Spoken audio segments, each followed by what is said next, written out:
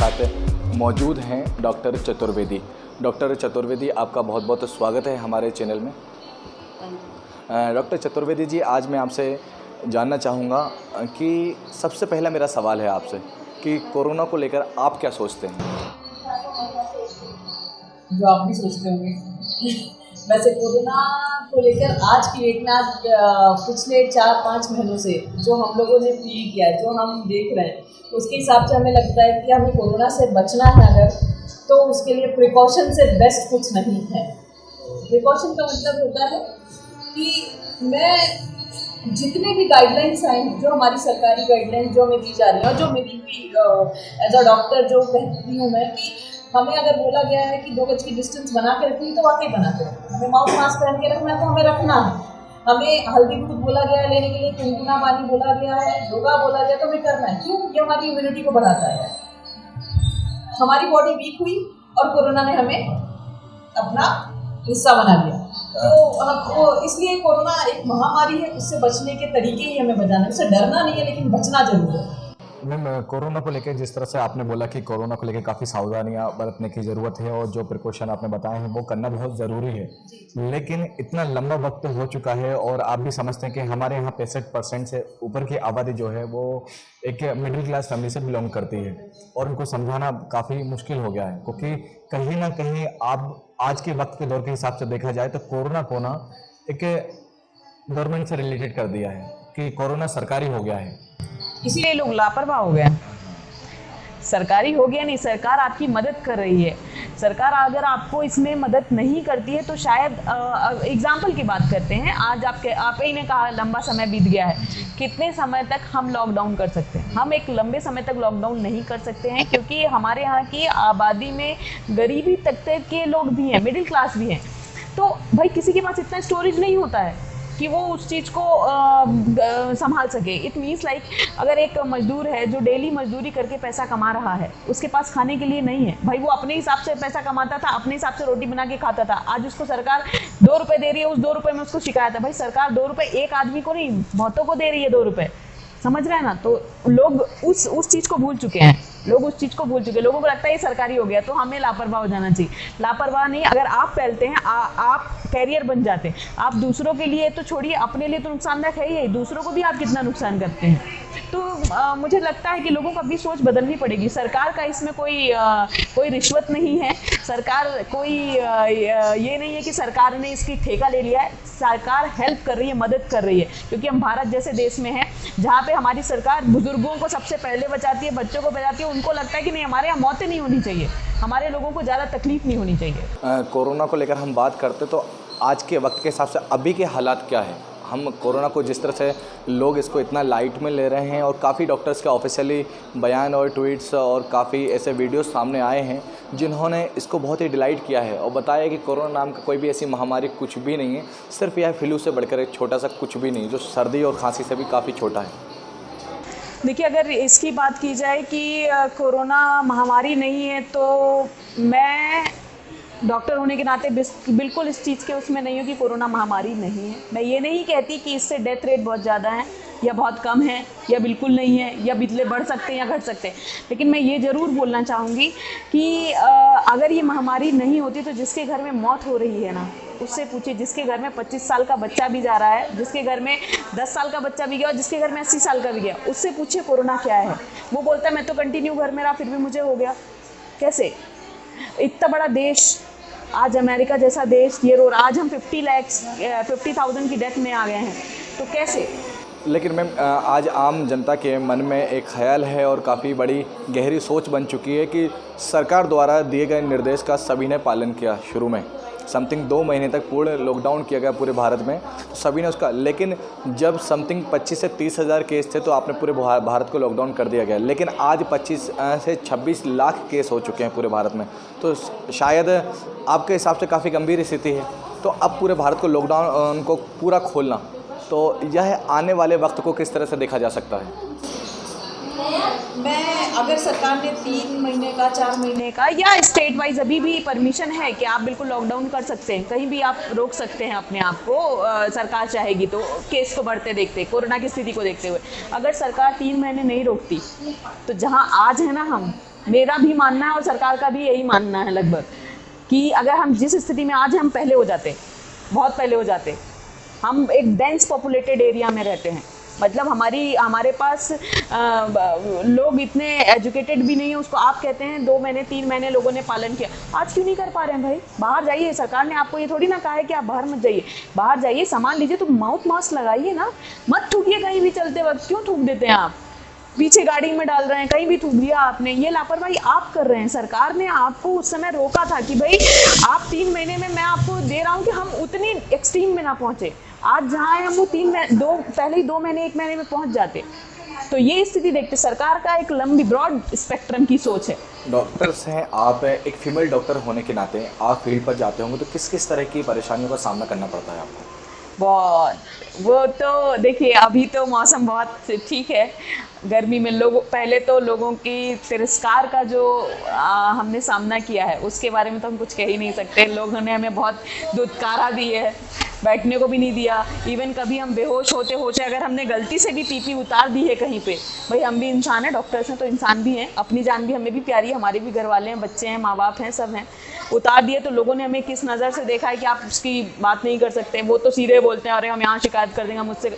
सामने वाले की स्थिति भी देखो ना, कोरोना वॉरियर्स को ताली बजा देने से लोगों के हम वो नहीं हो गए। हमारे प्रधानमंत्री जी ने ताली बजाने का मतलब ये नहीं था कि ताली बजाइए, ताली बजाने का मतलब था उनका सम्मान कीजिए, पर लोगों ने हमें बेइज्जती भी की है खतरनाक वाली। पर हमें आदत है, कोई फर्क नहीं पड़ता, क्योंकि हमें हमारा कर्म करना है, हमें लोगों को ठीक करना है। मैम, जिस तरह से आपने ताली बजाने और थाली बजाने वाली बात निकाली है, उस वक्त जब सारे पूरे विश्व में कोरोना को लेकर सारे देश अपने अपने लेवल पर फाइट कर रहे थे, उस वक्त शायद हमारी सरकार ने तालियां और थालियां बजाई थी। कहीं ना कहीं एक बहुत बड़े तबके में उस वक्त में नुकसान हुआ था इस चीज़ को लेकर कि आम जनता काफ़ी बाहर भी आई थी, इन सब से काफ़ी दिक्कत हुई थी और केसेस एकदम से काफ़ी हाईलाइट हुए थे।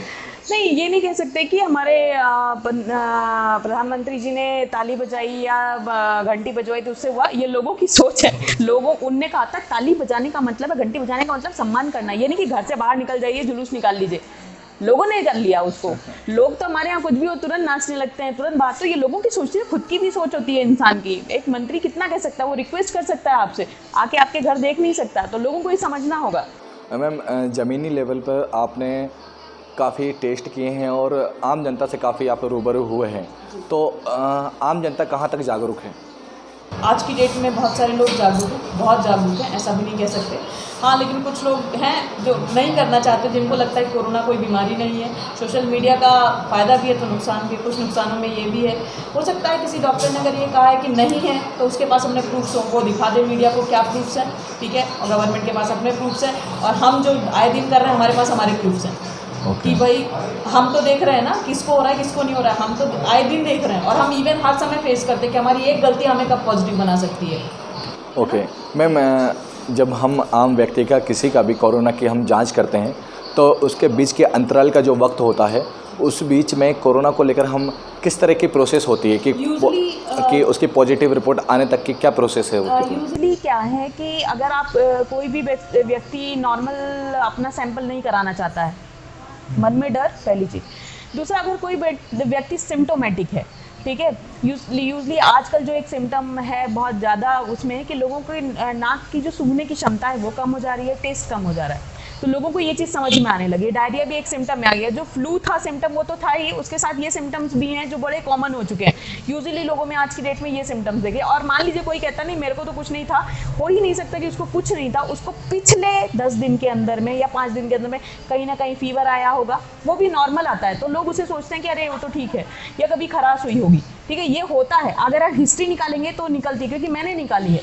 मैं यूजली जब टेस्ट करती हूँ पेशेंट का, तो मेरे प्रोटेक्टिव गियर्स के साथ साथ इवन पेशेंट का प्रोटेक्टिव वो भी देखते हुए हम टेस्ट करते हैं। उसके बाद हम बताते हैं कि भाई अगर 2 दिन में रिपोर्ट आ रही है, 1 दिन में रिपोर्ट आ रही है, या अभी जैसे रैपिड में है तो अभी भी आ रही है, तो हम उन्हें प्रिकॉशंस बताते हैं कि तब तक आपको आइसोलेट रहना है जब तक कि आपकी रिपोर्ट नहीं आ जाए। मैम, जो आप सैंपल लेते हैं मरीज़ का, तो उस सैंपल की प्रोसेस मतलब मैं जानना चाहूँगा कि किस तरह से उसकी जांच होती है, फिर कहाँ से उस रिपोर्ट आती है और किस तरह से मतलब वो व्यक्ति को दिखाई? यूजली क्या होता है कि मैं ऐसे राह चलते आदमी का टेस्ट नहीं ले सकती। एक सर्वे होता है, सर्वे किया जाता है आंगनवाड़ी और जो वर्कर्स होती हैं उनके द्वारा, ANM आंगनवाड़ी के द्वारा सर्वे हुआ होगा।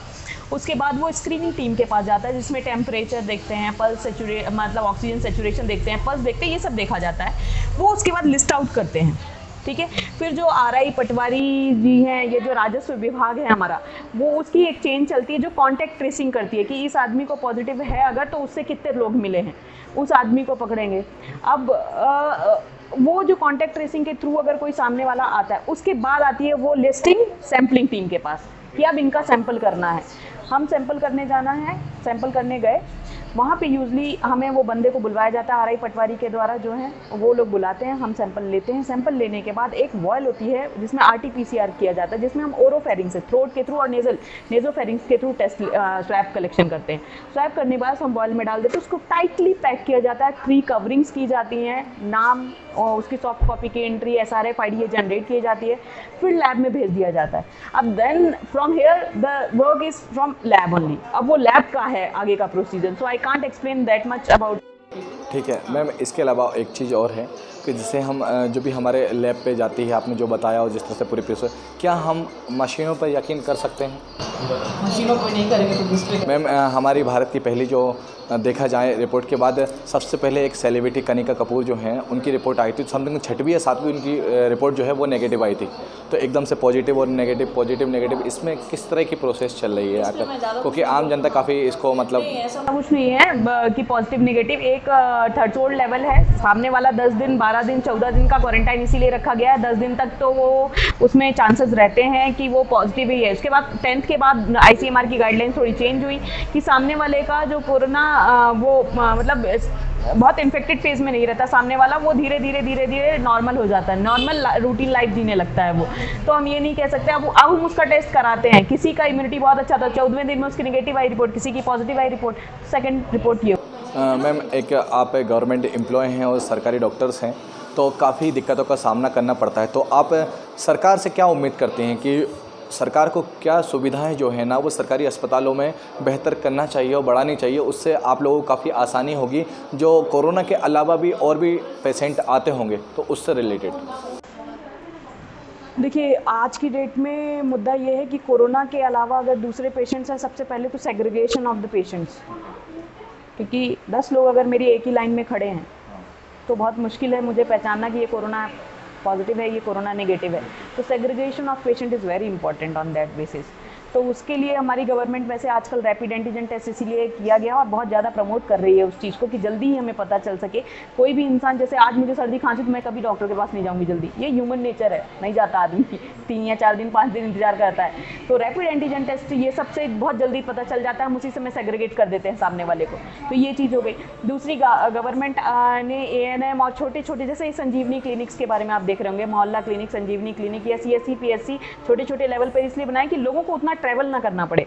गवर्नमेंट अपनी तरफ से पूरे प्रयास में है, कुछ सुविधाएं हैं, धीरे धीरे वो होंगी, अपडेशन में लगी हुई हैं, पर अब ऐसी बीमारी। लेकिन जिस तरह से आपने बताया कि सर्दी खांसी जुकाम जो होता है नॉर्मली, तो उसको लेकर लोग क्या करते हैं कि अपनी खुद ही एक फितरत कहें तो उसको कि हम तुरंत ही उसका घर पे इलाज करना बेहतर समझते हैं, क्योंकि नॉर्मल सी बीमारियां कंटिन्यू हमारे जीवन के साथ चलती रहती हैं। लेकिन कोरोना को देखते हुए इन सबको आज के वक्त में क्या होता है, मध्यम वर्गीय परिवार हो या फिर एक निम्न वर्गीय परिवार हो, वो इसको लेकर काफ़ी डर जाता है। और लेकिन एक सवाल वो है उसके मन में, वो भी है कि अब अगर वो सरकारी अस्पताल जाता है तो कोरोना की रिपोर्ट पॉजिटिव आती है, अब वो 14 दिन के अंतराल में अगर वो वहाँ पर क्वारंटाइन होता है, आइसोलेट होता है, तो उस बीच में उनको काफ़ी दिक्कतों का सामना करना पड़ता है। तो उसको लेकर वो क्या करें जो घर पे इस तरह के इलाज कर रहे हैं, उनको आप क्या मैसेज देना चाहेंगे अभी कि किस तरह से मतलब उसकी सावधानी बरतें? बिल्कुल बचें, कैसे बचें? अब जो सावधानियां हैं उससे, कोरोना से डरना नहीं है, हमें पता लगाना है कि हमें कोरोना है। क्यों? अगर हमें कोरोना है तो हम चेन को ब्रेक कर सकते हैं। मैं कोरोना पॉजिटिव हूँ फॉर एग्जांपल और घर में ही हूँ, तो मैं, मेरे फादर मदर बच्चे, ये भी इन्फेक्शन के चांसेस है क्योंकि एरोसोल्स निकलते हैं। यूजली घर में मैं कितने देर तक मास्क लगाऊंगी? मैं तो बिल्कुल प्योर ऑक्सीजन लूँगी ना, मुझे भी तो चाहिए, फुल ऑक्सीजन चाहिए ना। तो इस चीज़ के लिए हमें वो होना बहुत ज़रूरी है। मुझे लगता है कि घर में ही अपनी सावधानी पहले करें, अपना बचाव कर लेंगे तो घर वालों का और मोहल्ले का बचाव, देश का बचाव अपने आप हो जाएगा। चलिए, बहुत बहुत शुक्रिया हमसे बात करने के लिए। इसलिए सावधानी रखें और सरकार द्वारा जो नियम और कानून दिखाए जा रहे हैं और बताए जा रहे हैं उसका पालन करें।